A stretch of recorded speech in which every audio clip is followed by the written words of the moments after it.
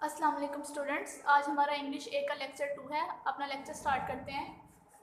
Class K2 subject English ए lecture 2 unit number 3 जिसका name है 3 billy God's graph. आज हम इसकी रीडिंग करेंगे और मैं आपको डिक्टेशन के वर्ड्स और सेंटेंसेस मार्क करवा दूंगी।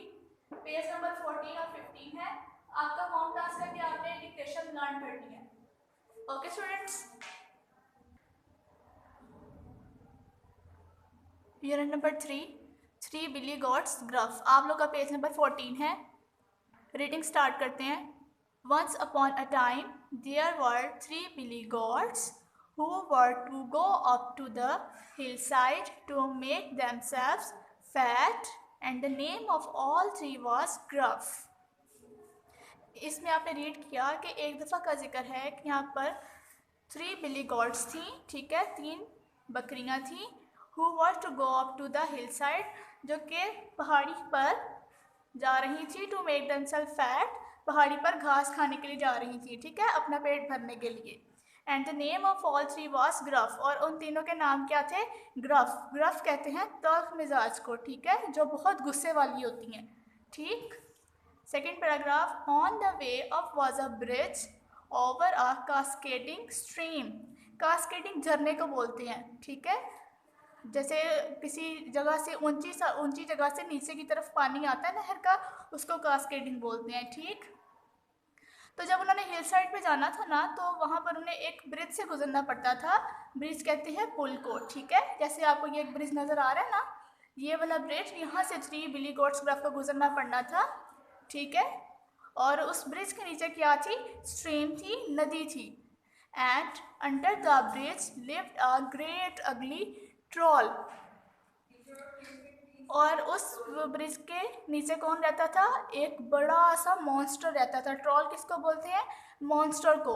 With eyes as big as saucers, जिसकी आंखें बहुत बड़ी थीं। And a nose as long as poker, और उसकी आंखें बहुत बड़ी थी और उसकी नाक भी बहुत लंबी थी और नुकीली थी, ठीक है, बड़ी बड़ी आंखें थी और बड़ी सी नाक थी। So first of all came the youngest billy goat Gruff to cross the bridge. सबसे पहले ब्रिज को क्रॉस करने के लिए कौन आई? सबसे छोटी बिली गॉड, ठीक है, वो उस पर आई ब्रिज पर, और वो ब्रिज पे चल रही थी। उसके चलने की आवाज़ क्या थी? Trip trap went the bridge, ठीक है। जब वो ब्रिज से गुजर रही थी तो उसके कदमों की, फुटस्टेप्स की आवाज़ थी trip trap. Who is that tripping over my bridge, ये मेरे ब्रिज पर, मेरे पुल पर कौन चल रहा है? रॉड द ट्रॉल, मॉन्स्टर ने ऐसे जोर से बोला। रॉड का मतलब होता है धारना, यानी कि जोर से बोलना। मॉन्स्टर ने जोर से क्या बोला? कि ये मेरे ब्रिज पर कौन चल रहा है? Oh, it's only I, the tiniest billy goat gruff, and I am going up to the hillside to make myself fat, said the billy goat with such a small voice. ठीक है, अब जो बिली got graph वहाँ चल रही थी वो सबसे छोटी थी, ठीक है, उसकी आवाज़ भी बहुत आहिस्ता सी थी। तो उसने बहुत आहिस्ता सी आवाज़ से कहा कि ये मैं हूँ, ठीक है। ओह इट्स ओनली आई, ये सिर्फ मैं हूँ। द टिनिएस्ट बिली गॉट ग्राफ, सबसे छोटी बिली गॉट, ठीक है। और उसने उसको बताया कि मैं हिल साइड पे जा रही हूँ अपना खाना खाने के लिए। नाउ अब I am coming to gobble you up, said the troll. फिर ट्रॉल ने क्या कहा?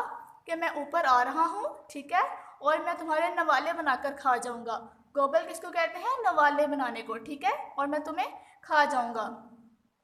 ओह no, pray don't take me, I am too little that I am, said the billy goat. Billy goat ने से कहा, नहीं तुम मुझे नहीं खाओ, मैं तो बहुत छोटी हूँ।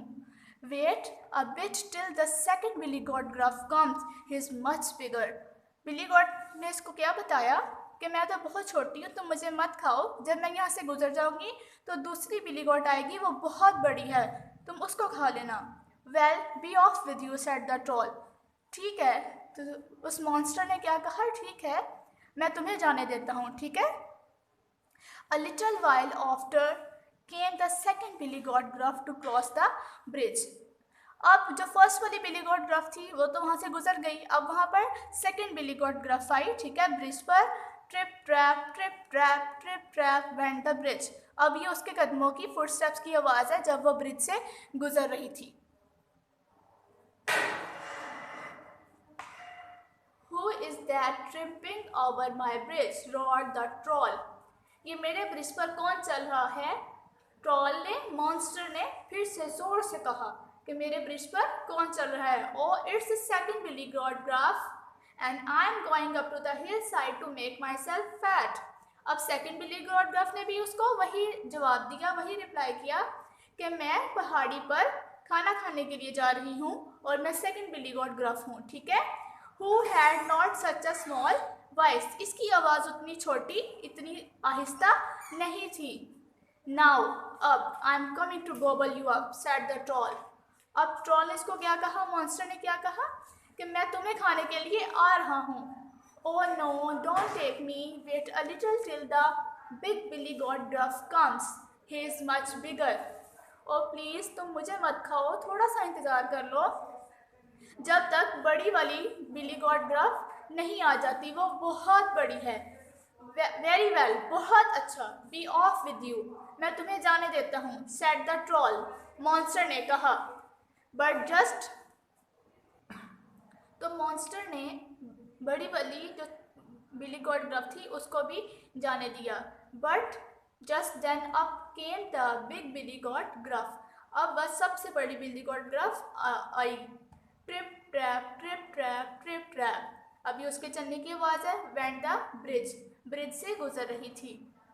For the billy goat was so heavy that the bridge creaked and groaned under him. Creaked का मतलब है कि टूटने की आवाज़ आना और ग्रॉन्ट का मतलब है कि नीचे की तरफ जाना. ठीक है. अब वो इतनी हैवी थी, इतनी बड़ी थी कि उसके चलने की वजह से ब्रिज टूट रहा था थोड़ा थोड़ा. ठीक है.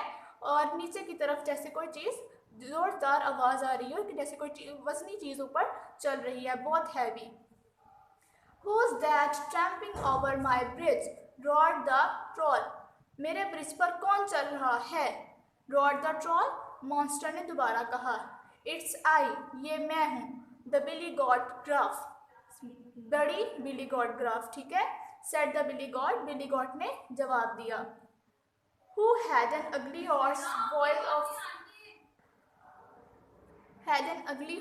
voice of his own. अब इस बिली गॉट की आवाज़ बहुत ज़्यादा भारी थी. Now I am coming to gobble you up, roared the troll.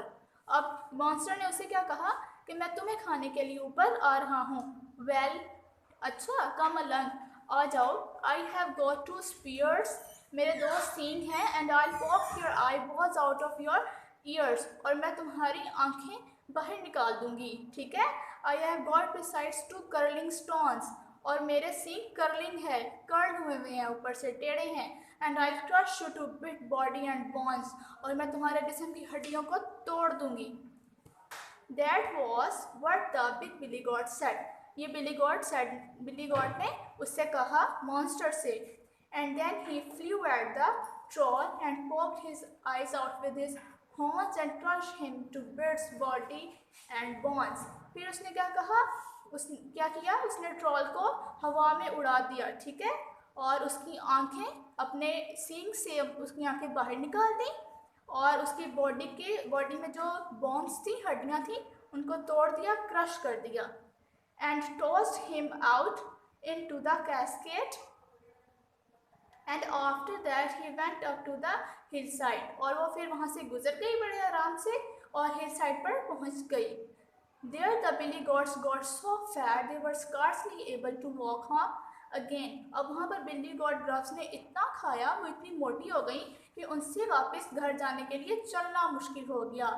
And if the fat hasn't fallen off them, why they are still fat and so snip snap snout this tales told about. अब वहाँ पर इतनी मोटी हो गई थी, वो अभी तक इतनी मोटी है, और ये पूरी स्टोरी जो हमने पढ़ी है वो यहाँ पे लिखा हुआ है कि वो इन बिली गॉट्स के बारे में थी. Okay students. ठीक है स्टूडेंट्स, आपने 3 बिली गॉट ग्रफ्स की एक पूरी स्टोरी रीड की है. ठीक है.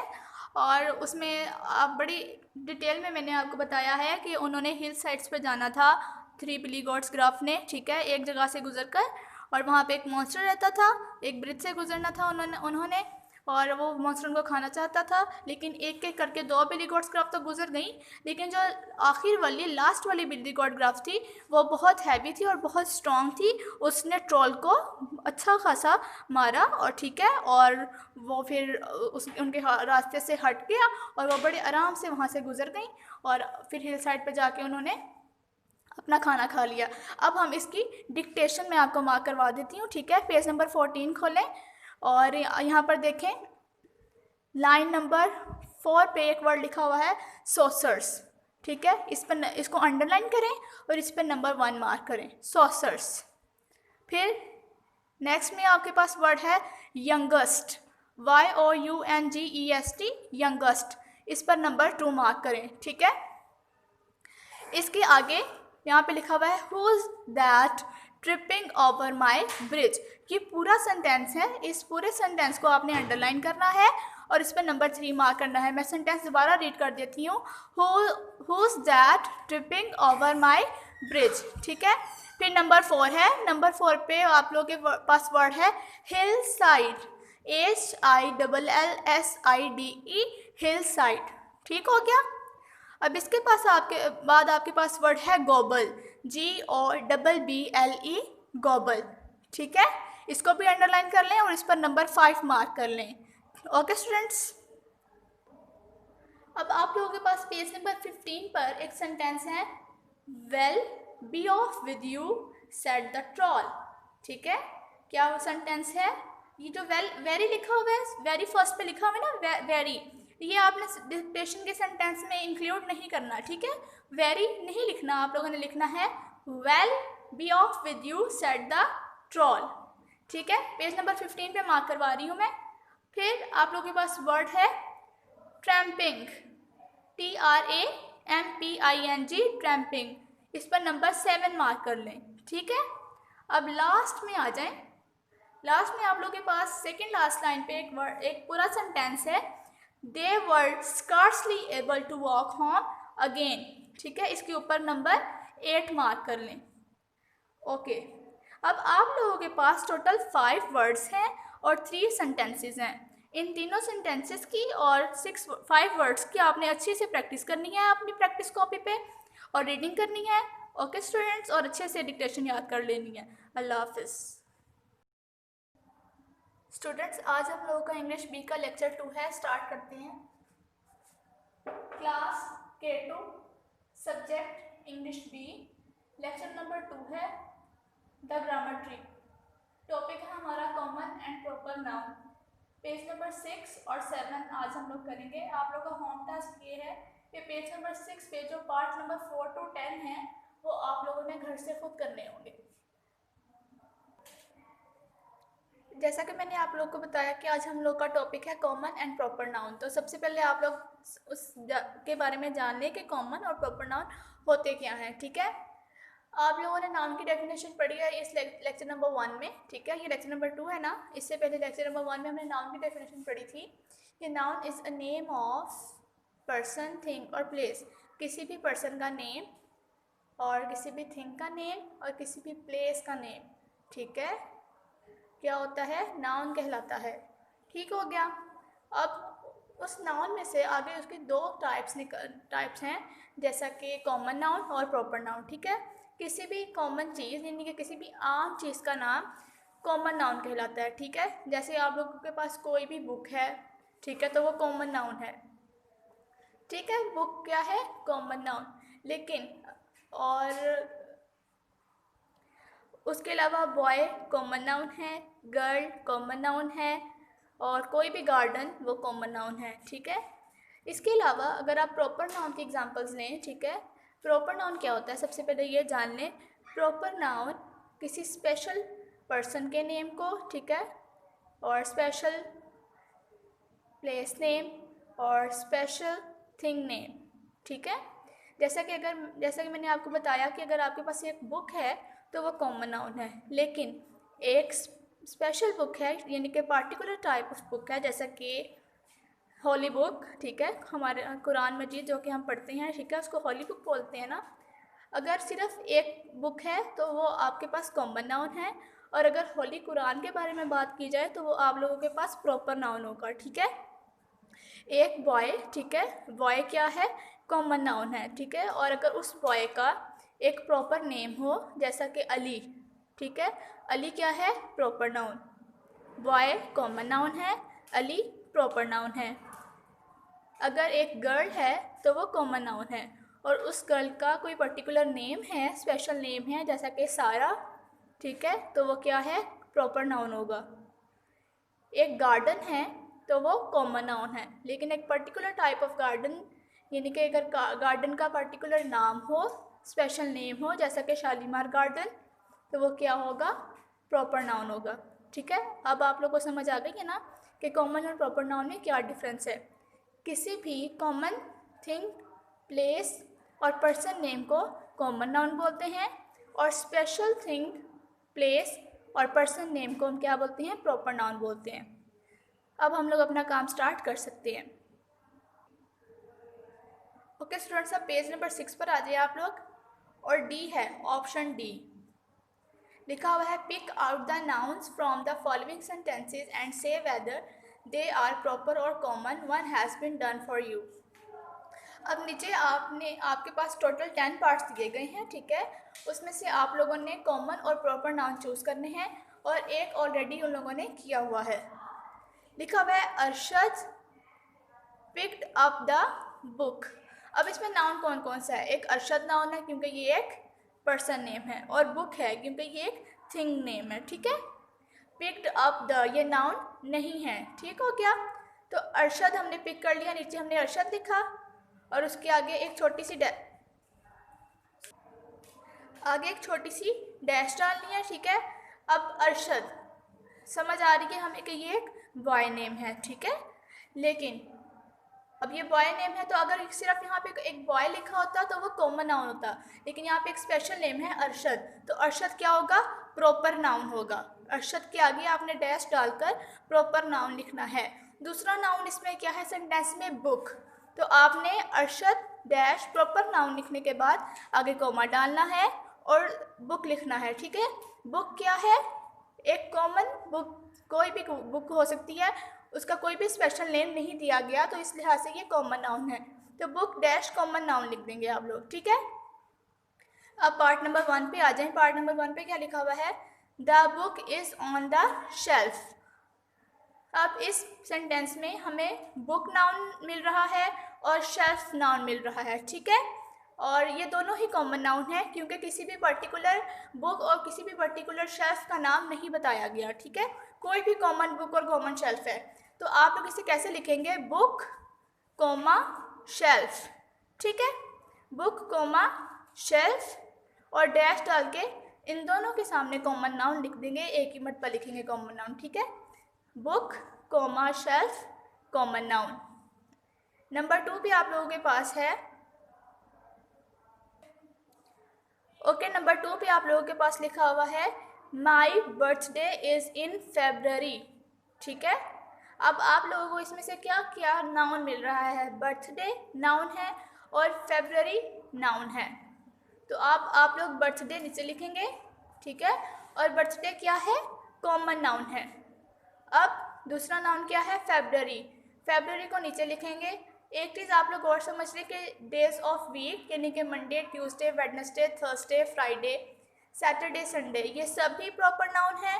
और मंथ्स नेम, जितने भी मंथ ऑफ द ईयर हैं जैसे कि जनवरी, फरवरी, मार्च, अप्रैल, मई, जून, ये सभी प्रॉपर नाउन है, ठीक है। तो यहाँ पे अब हमारे पास फेब्रवरी आया है, तो फेब्रवरी क्या होगा, प्रॉपर नाउन होगा, आपने यहाँ पर प्रॉपर नाउन लिख देना है।